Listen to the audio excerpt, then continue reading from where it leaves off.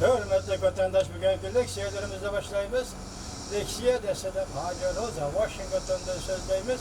Bugünkü saat 2019 yıl 7. ayının 7. günü. Heptiki yekşembe. Leksiyelerle başlaştın evvel vaziyet doğrusu da bugün 7. ayının 7. günü de. Lakin Şangan'da tınıgın gecede yani zor külemlik namayiş partili, bu namayiş Şangan təvəlligi de emas, Şangan'ı yeken, yani bir partisi men Jolong ülkesinde partili. Bu da Cungo ile bir vasıtçı adaş, şundaki Cungo'ya tesiri intihari zor rayon. Bazı Şangan halkı namayişine Jolong ülkesi elip geldi. Yani Allah Şangan halkı medet versin. İkinci yeni bir haber, Prezidentimiz Trump efendi, şimdi güllatin sözcügen sözü de, daha burası ayet sözlerimiz silah güldüksiyene, sözcügen sözü de, Cungo hazır kilişimge imza koyuşta yarlı kılıyor. Mümkün bulunduğun meseleler, hem mümkün bulmayacağın meseleler boyunca kilişimge imza koyuşta yarlı vatıdır o değil. Allah kalırsa, bunu ayet silah güldüksiyene muhakeme, karakterlik liksiye sözlüğünde de vatandaşlara takıyoruz. Bugün tünün güvenimiz boyunca vatandaşlara Türkiye Prezidenti Erdoğan aliyelerinin Beycan'a ziyaret kılışı münasebetlik liksiye məxsus liksiye lisandan bulundu. Ben bugün şu liksiyeni vatandaşlara takıyorum. Mavzumunda Yeni Osman İmperiyasını düşündürüş. Qoşumçu mavzu. Şinjan'daki Uygurlar Erdoğan'a işenmeslik gerek. Bu mavzu qoşumçu yine küçük mavzular. Cungo Kompartiyası uçurtar kattı ve düşündürdü. Şinjan'da zorvalla karıştırış vaziyeti makamlaştı. Erdoğan muhbirlarla kütübeleş yığını da kayta terbiyeleş lagırı doğrusu da şifadı bildirdi. İki taraf, Cungo, Türkiye taraf intayen sezgir oldu. Erdoğan, Cungo'nun Şinjan siyasetini ten aldı. Az uçuraydıgan bir ahvalda şifadı bildirişten arkasındaki maksat aşkarı oldu.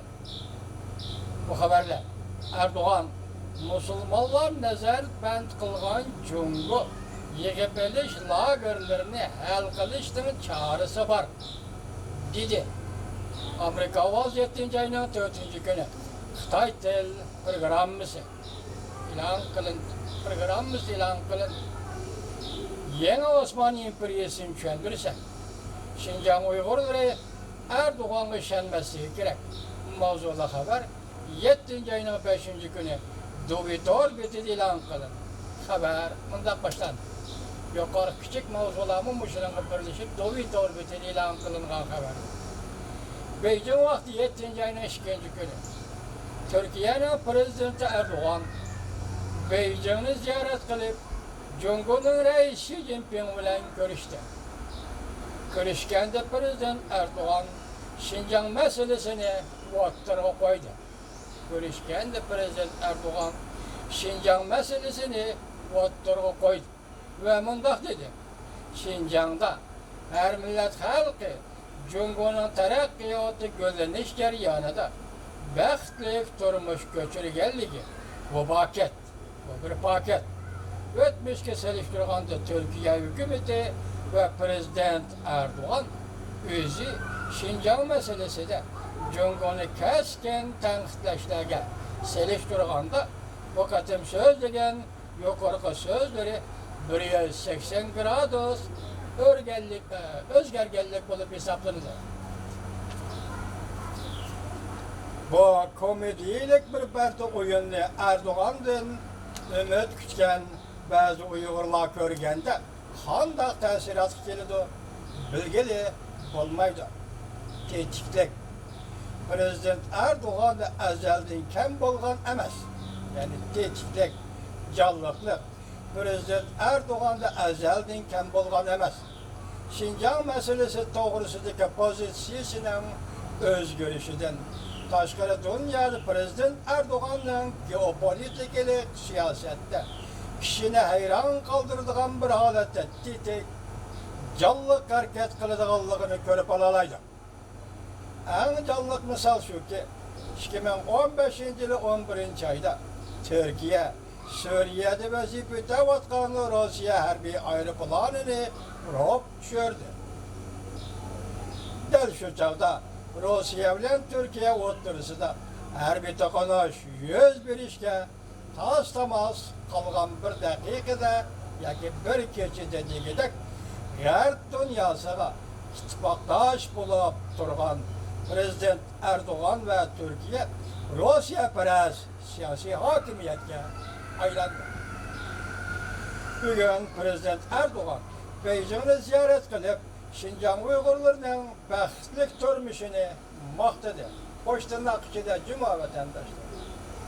Buningdan ham avvalgi Şinjan masalasi bo'yicha Jungo qaratgan qattiq pozitsiyasi o'xshashli ham komediyalik kayfiyatga to'lib tashdi. Beijing bilan Prezident Erdo'g'an hukumatining o'rtasida oz bo'lmagan ko'ngilsiz aslimilar bor. 2009-yili Şinjan Urumchida 7-oyning 5-kunida yuz bergan voqeada yalanlik inqilob 197 nafar kishi qazo qildi.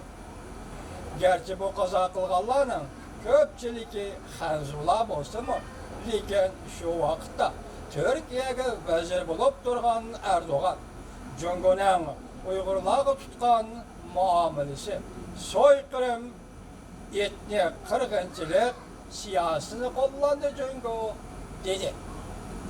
2012-yili 4-oyda shu vaqtda Turkiyada vazir bo'lib boshqarib turgan Erdo'g'an ziyoratga Beijingga kelishdan avval Şinjanni ziyorat qildi.